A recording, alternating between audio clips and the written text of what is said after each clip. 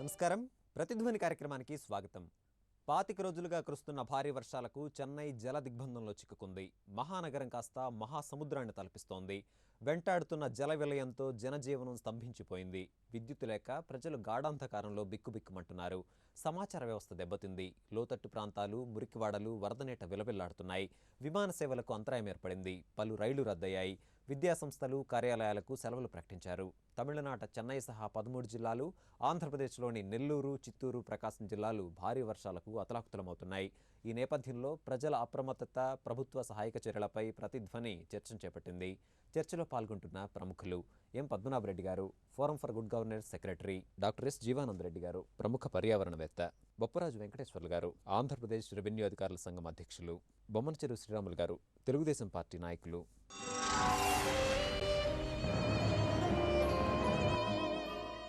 పద్మనాభరెడ్డి గారు, నెల రోజులు కురుస్తున్నటువంటి భారీ వర్షాల వల్ల అటు తమిళనాడు రాజధాని చెన్నైతో పాటు ఆంధ్రప్రదేశ్లో ఉన్నటువంటి పలు జిల్లాలు అతలాకుతలం అయిపోయాయి. చెన్నై పూర్తి స్థాయిలో జలదిగ్బంధం అయిపోయినటువంటి పరిస్థితి కనిపిస్తూ ఉంది.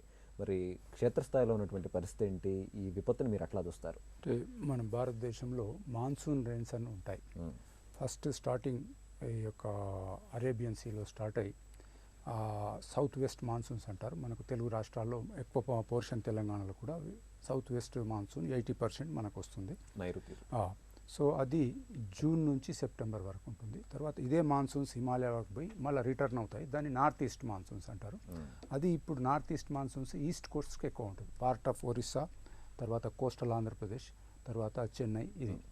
సో ఈ మాన్సూన్స్ లోపల ఈ యొక్క తమిళనాడు రాష్ట్రానికి సుమారుగా 40 నుంచి 50 సెంటీమీటర్ల వర్షం వస్తుంటుంది. 3 months ఇప్పుడు డిసెంబర్ వరకు ఆ కొద్ది గొప్ప రెయిన్ఫాల్ ఉంటుంది. అయితే ఇప్పుడు జరిగేది అది అర్థం కావటం లేదు. కొందరేమో ఎల్నినో ప్రభావం అంటారు. ఎల్నినో ప్రభావం 2 రకాలుగా ఉందంటున్నారు. ఒకటి ఏంటంటే డ్రైయర్ ఏరియాస్లో ఇంకా డ్రై ఉంటుంది, అసలు వర్షపాతం పడదు. మాన్సూన్స్ ఎప్పుడైతే ఒక ప్రదేశానికి వస్తున్నాయో అది విపరీతంగా వస్తుంది అంటున్నారు.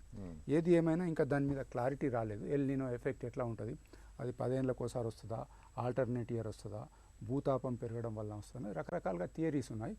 ఇప్పుడు చెన్నైలో జరిగింది ఏంటంటే వర్షపాతం పెద్దగా పడలే, అంటే 10 ఇంతలు 20 ఇంతలు పడలే. నార్మల్ రెయిన్ఫాల్ కంటే ఒక 30-40% పడ్డది. కానీ ఇంటెన్సిటీ ఒక నెలలో పడేది ఒక 48 అవర్స్లో పడడం వలన ఎక్కడికక్కడ అంత చౌక్ అయిపోయినాయి అనమాట, డ్రైనేజెస్ కానీ ఇది కానీ. ఇంకోటి చెన్నైకి లొకేషన్ డిఫెక్ట్ ఏముందంటే స్థానికగా బాంబే, ముంబై కానీ చెన్నై కానీ సముద్రానికి జస్ట్ హార్డ్లీ ఒక 4-5 ఫీట్ల ఎత్తులనే ఉంటుంది. ఎక్కువ వర్షం వచ్చిందంటే సముద్రం అలలు దీన్ని ఇక్కడ నుంచి ఆ వాటర్ను ఫ్లో కానీ రివర్స్ వస్తూ ఉంటుంది అనమాట. సో ఎక్కడికక్కడ చౌక్ అయిపోతుంది. ఒక లిమిట్ దాటిన తర్వాత ఈ ప్రాబ్లం ఎప్పుడు చెన్నైకి ఉన్నదే. సో దీంట్లోపల గమనించాల్సింది ఏంటంటే దీపావళి కాగానే ఒక 1 week మొత్తం చెన్నైని బాగా సఫర్ చేసినాయి. సుమారు 180-200 మంది చనిపోయింది. అప్పుడు రెడీ లేకుండా ఇప్పుడు కొంచెం రెడీ ఉన్నట్టుగా కొడుతుంది. ఎందుకంటే ఎలక్ట్రిసిటీ అంతా ఆపేసినారు. తర్వాత టీమ్స్ వచ్చినాయి, సెంట్రల్ టీమ్స్ కూడా వచ్చినాయి. ప్రధానమంత్రి కూడా as nation is there to help you, మీకు ఏ సాయం కావాలన్నా మేము ఇస్తామంటున్నాడు. ఇంతవరకు ఇది బాగానే ఉంది. దురదృష్టవశాత్తు ఇది ఒక దినంతో అయిపోయేది కాదు. నిన్న కూడా 8:30లో స్టార్ట్ అయ్యి సాయంత్రం వరకు సుమారుగా 20 సెంటీమీటర్ల వర్షం పడ్డది అంటున్నారు. దాని ఎఫెక్టు మన పక్కన ఉన్న 3-4 జిల్లాల ఆంధ్ర ప్రాంతం ఈ జిల్లాలకు కూడా ఎఫెక్ట్ అవుతుంది. బట్ అంత ఇంటెన్సిటీ లేదు, ఆ చెన్నైలో ఉన్నంతగా లేదు ఇక్కడ. సో దీని గురించి చాలా పాఠాలు నేర్చుకోవాల్సింది ఉంది. అప్పుడే డిఎంకే చెప్తా ఉంది ఏంటంటే ఈ డ్రైనేజ్ వ్యవస్థ అంతా డిఎంకే వాళ్ళు కట్టినారు, సరిగ్గా కట్టలే, విపరీతమైన అవినీతి జరిగింది కాబట్టి ఇట్లా జరుగుతుందని. ఇప్పుడు మాట్లాడుకునేవి కావు అవి. దీని తర్వాత మొదలు రిలీఫ్ రిహాబిలిటేషన్ అయిన తర్వాత మీకు అంతా అనిపిస్తే ఒక కమిషన్ వేయండి, ఏదైనా చేయండి. కానీ ఒక దిక్కు ప్రజలు సఫర్ అవుతూ ఉన్నారు, తిండి లేదు, ఇళ్ళ చుట్టూరుగా నీళ్ళు వచ్చినాయి, మొత్తం రవాణా వ్యవస్థ అతలాకుతలమైంది.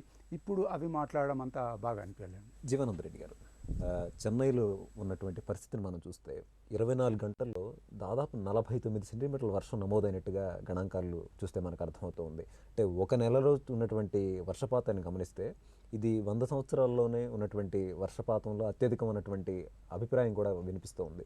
మరి ఈ భారీ స్థాయి మార్పుకి కారణం ఎక్కడుందంటారు? మన దేశంలో వర్షపాతాల గణాంకాలు 1871 నుంచి ఉన్నాయి. ఇండియా మెటలాజికల్ డిపార్ట్మెంట్ వాళ్ళంతా దాన్ని పబ్లిష్ చేశారు. వాళ్ళ దగ్గర ఒక రెడ్ బుక్ అంటే నార్మల్స్ అంటారు. వాళ్ళు 1931 to 60, మళ్ళీ 60 to 90 ఆ నార్మల్ బుక్లో ఈ ఎక్స్ట్రీమ్స్ ప్రజెంట్ చేశారు. అంటే మీకు యావరేజ్ ఇంత రెయిన్ఫాల్ దాని నుంచి ఒక సంవత్సరంలో 24 గంటలలో ఎంత వర్షపాతం రావడానికి ఆస్కారం ఉంది, అదే ఆ నెలలో ఎంత, అలాంటి గణాంకాలన్నీ టెంపరేచర్కి అయితేనేమి, రెయిన్ఫాల్కి అయితేనేమి, విండ్, అన్ని పారామీటర్స్కి ఇచ్చారు. ఓకే. అవి చూసుకున్నట్టయితే ఇప్పుడు మనకు ఒక జరిగేది దాన్ని దాటలే. ఉదాహరణకు చెన్నైలో 1918లో 1088 మిల్లీమీటర్ల వర్షపాతం పడింది నవంబర్లో. రైట్. ఇప్పుడు మన వాళ్ళు ఏం చేస్తున్నారంటే ఈ నవంబర్ రెయిన్ఫాల్కు డిసెంబర్ 1ను కూర్చున్న 12.8 సెంటీమీటర్ల వర్షాన్ని కలిపేసి దాన్ని మించిపోయింది అని చెప్తారు.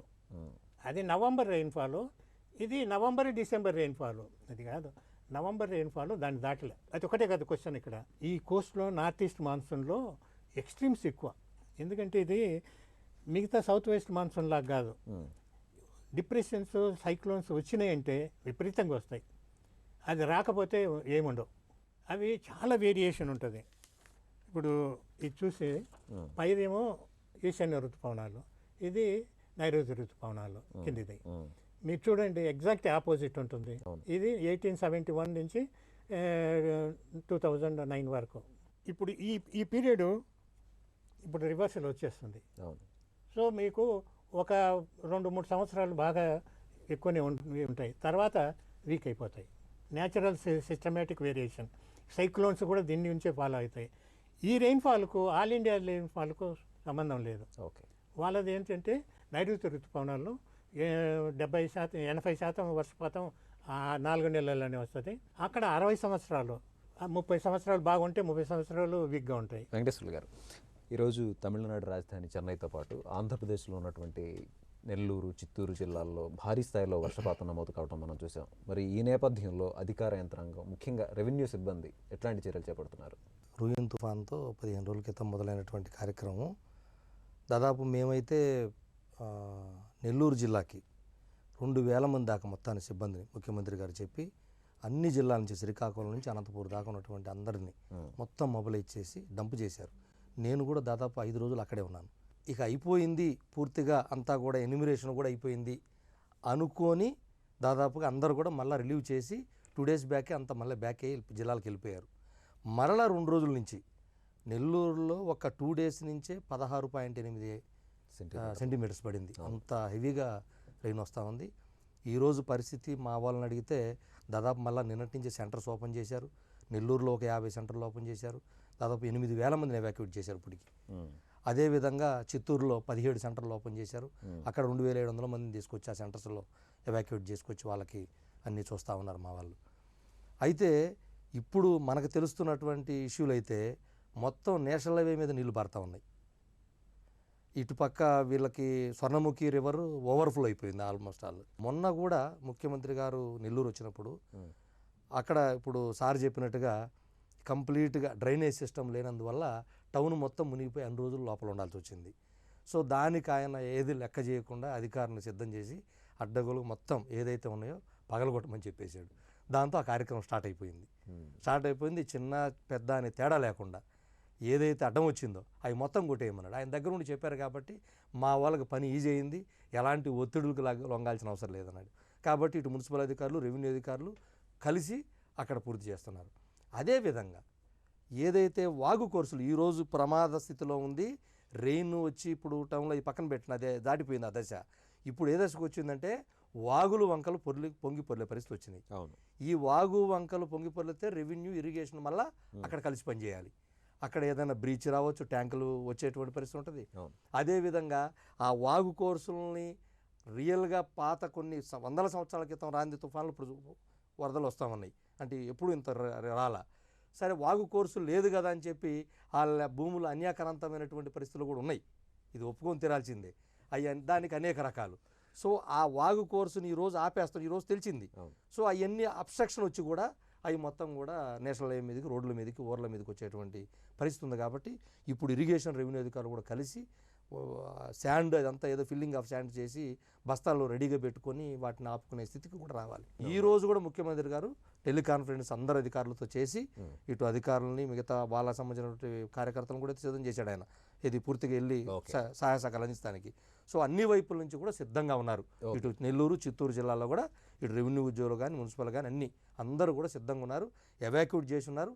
ఎలాంటి సందర్భాలు వచ్చినా కూడా ఎదుర్కొనే దానికి సిద్ధంగానే ఉన్నారు. శ్రీరాములు గారు, ఇటు ఆంధ్రప్రదేశ్లో ముఖ్యంగా నెల్లూరు, చిత్తూరు, ప్రకాశం జిల్లాల్లో ఉన్నటువంటి వర్ష బీభత్సం వల్ల సామాన్య ప్రజలు ఎదుర్కొన్నటువంటి ఇబ్బందులు ఏంటి, క్షేత్రస్థాయిలో మీరు గమనించినటువంటి అంశాలు ఏంటి? ఈరోజు పెద్దలు మన పద్మనాభరెడ్డి గారు, జీవానంద రెడ్డి గారు చెప్పినట్లు వాళ్ళు పర్యావరణ నిపుణులు కాబట్టి ఈ నార్త్ ఈస్ట్ దీంతో పూర్తిగా ఎఫెక్టు మద్రాసుకు సంబంధించినటువంటి 9 జిల్లాలు, ఈ రాయలసీమలో నెల్లూరు, చిత్తూరు, కడప కూడా, వీటితో అసలు ఇంకా ఏదో 1% ఎక్కడో మరి మారుమూల ప్రాంతాల్లో ఏదన్నా ఆ యొక్క ఫ్లో లేనటువంటి చోట తప్పితే పూర్తిగా వాగులు, వంకలు, చెరువులు, కుంటలు, కాలువలు మొత్తం టౌన్లో ఉన్నట్టుగా కానీ పల్లెటూరులో ఉన్నట్టుగా కానీ, నీకు కళ్యాణి డ్యాము అది కట్టినప్పటి నుంచి ఇప్పటికి ఫస్ట్ టైం గేట్లు ఎత్తటం అది రైట్. ఇప్పటికి.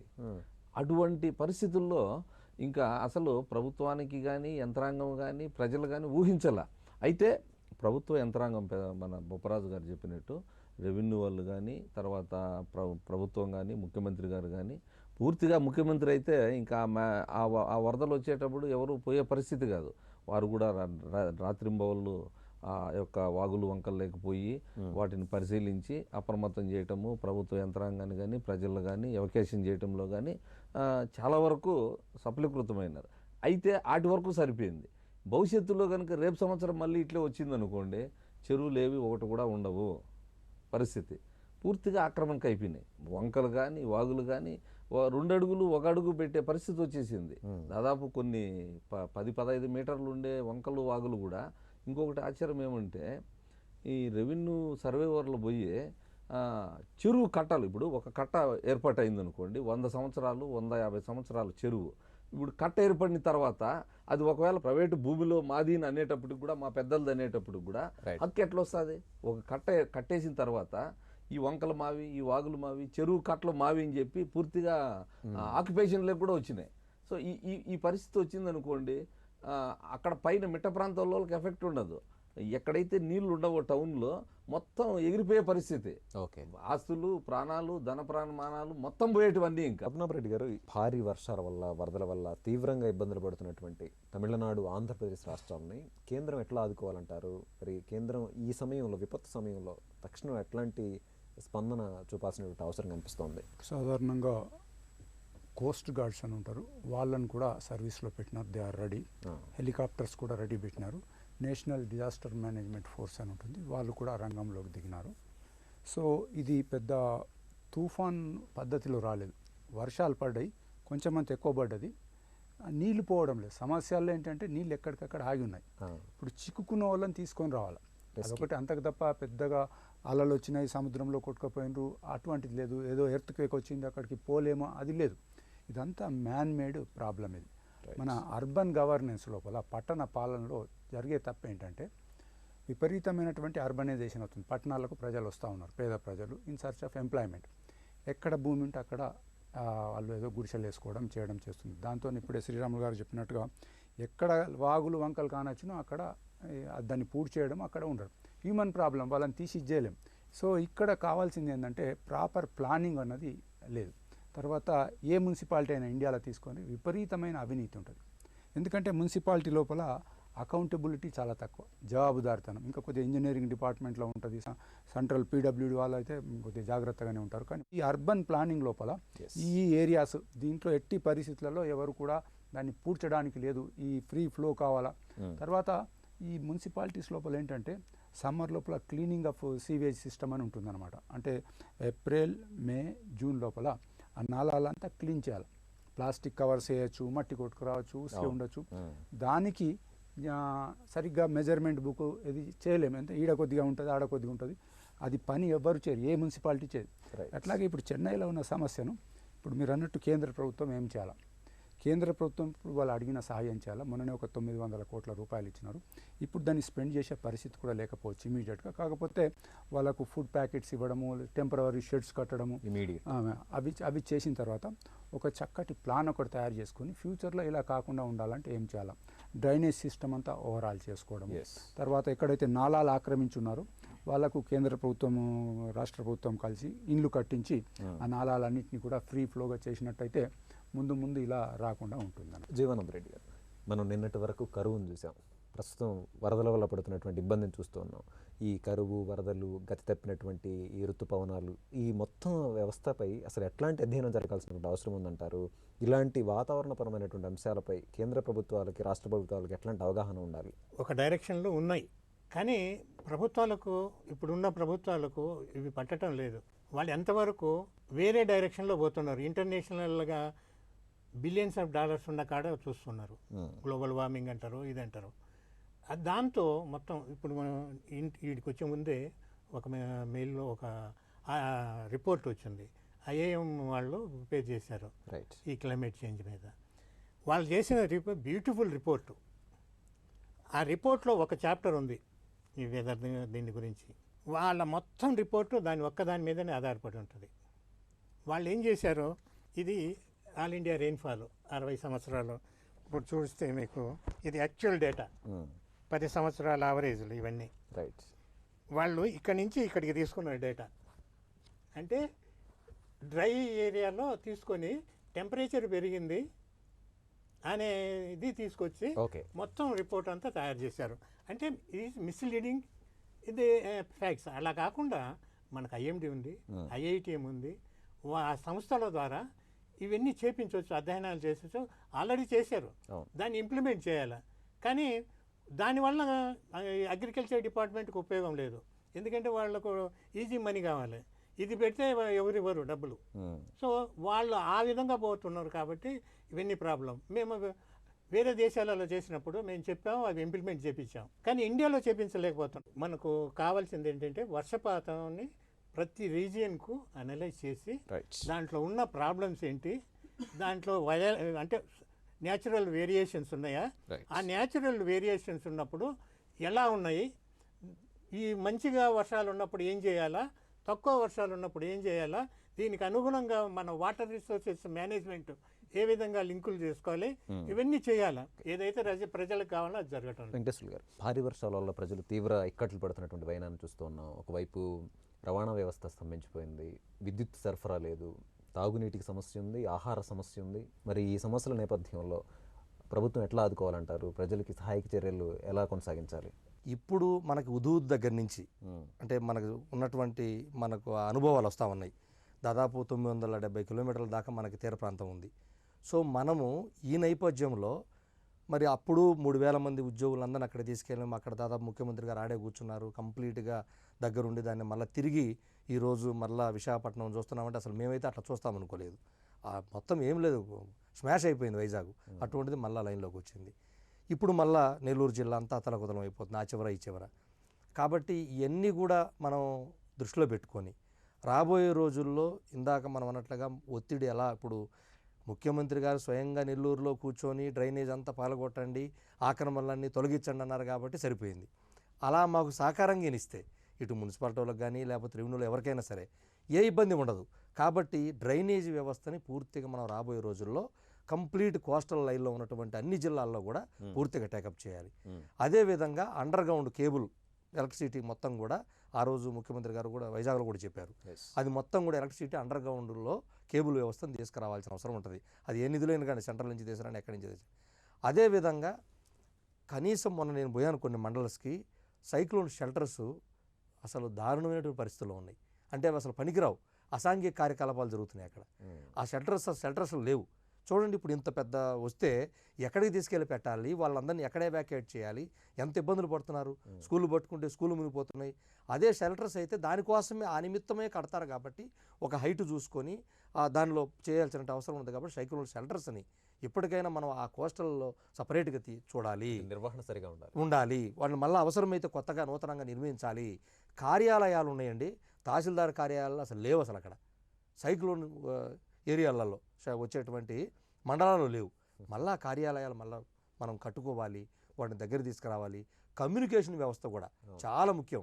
ఎల్నిలో కానీ దేనివల్ల కానీ మొత్తానికి ప్రమాదాలు అయితే చాలా తీవ్రంగా వస్తున్నటువంటి రోజుల్లో మనం అన్ని రకాలుగా సిద్ధంగా ఉండాల్సిన అవసరం ఉంది. ఇప్పుడు వరకు అయితే మనకున్నటువంటి సమాచారం ప్రకారం అంతా కూడా నెల్లూరు కానీ ఇటు చిత్తూరులో కానీ అధికారగణం సిద్ధంగా ఉంది. రేపు రాబోయే రోజుల్లో కూడా ఇరిగేషను, రెవెన్యూ కూడా ఎక్కడా కూడా మాకు అవకాశం అంటే తెలియనోళ్ళు సార్ చెప్పినట్టు పద్మనాభ రెడ్డి గారు చెప్పినట్టుగా గుడిసెలు వేసుకొని ఉంటే పీకుతామండి. తెలిసిన వాళ్ళు పెద్ద పెద్ద భవనాలు కట్టుకుంటున్నారు. ఏం చెప్పాలి వాళ్ళని? శ్రీరాములు గారు, ఇప్పటికే భారత వాతావరణ శాఖ మరో 4 రోజుల పాటు వర్షాలు ఉంటాయన్నటువంటి హెచ్చరికలు జారీ చేసినటువంటి నేపథ్యంలో అటు తమిళనాడు ప్రభుత్వం కానివ్వండి, ఇటు ఆంధ్రప్రదేశ్ ప్రభుత్వం కానివ్వండి, ప్రజలను ఎలా అప్రమత్తం చేయాలంటారు? ఇప్పుడు వాతావరణ శాఖ చెప్పినట్టు 29, 30 నుంచి 4 వరకు భారీ నుంచి అతి భారీ వర్షాలు వస్తాయి నెల్లూరు కానీ, చిత్తూరు కానీ, తమిళనాడు అని చెప్పారు. దాని అంచనాలకు తగ్గట్టే మళ్ళీ ప్రారంభమైపోయింది. గతంలో చెప్పారు 8 రోజులు ఒకసారి, ఒక రోజు గ్యాప్ ఇచ్చింది, మళ్ళీ 8 రోజులు, అంటే దాదాపు 25 రోజులు. ఇప్పుడు ఒక 2 రోజులు గ్యాప్ ఇచ్చిన తర్వాత సేమ్ వాళ్ళు ఇచ్చినటువంటి వాతావరణ శాఖ ఏదైతే చెప్పిందో దానికి రెవెన్యూ యంత్రాంగం, జిల్లా కలెక్టర్లు కానీ, రెవెన్యూ వారు కానీ, ఇతరత్ర యంత్రాంగం అంతా కూడా అప్రమత్తమయ్యి 2-3 రోజుల క్రితమే చిత్తూరు జిల్లా వరకు నేను చెప్పగలుగుతాను. మిగతా జిల్లాలు కూడా అదేవిధంగా చేస్తున్నారు. పాపం జానకి గారు అయితే ఆ షెల్టర్లు పెట్టడము, వాళ్ళు 3,000 మందిని 6,000 మందిని ఎవకేట్ చేయడము నెల్లూరులో కూడా చూసాం మనం టీవీల్లో, పేపర్లో. చిత్తూరు జిల్లా కూడా కలెక్టర్ గారు, రెవెన్యూ యంత్రాంగం అంతా అప్రమత్తమయ్యి ఇంకా ఈ తెగిపోయేటివి ఆక్రమణలు వీటిని ఇప్పటికిప్పుడు ఏం చేయలేం కాబట్టి యంత్రాంగాన్ని అయితే ప్రభుత్వం సిద్ధం చేసింది.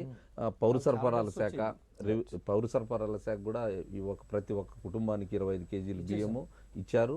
అది వీళ్ళు కూడా పర్యవేక్షించారు. తర్వాత కిరోసిన్ కానీ, పప్పు కానీ ఇవన్నీ చేశారు. అయితే ఇంకొక విషయం ఏమంటే 85వ సంవత్సరంలో కట్టినటువంటి ఇండ్లు ఈ 3 జిల్లాల్లో ఏవి కూడా ఒక్కటి కూడా ఇంకా ఒక 2 నెలలు 3 నెలలు ఉంటాయో లేదో పడిపోయే పరిస్థితి వచ్చింది. పూర్తిగా కారిపోతున్నాయి పాపం. ఎస్సీ ఎస్టీ కాలనీలో నేను పోయి చూశాను, పార్టీ పరంగా కూడా మేము చూస్తే మొత్తం కొన్ని వందలు వేల ఇండ్లు పూర్తిగా డ్యామేజ్ అయిపోయినాయి. వాటిని సరిచేసేదానికి ఇప్పుడు 2,70,000 ప్రభుత్వం ఇస్తూ ఉంది.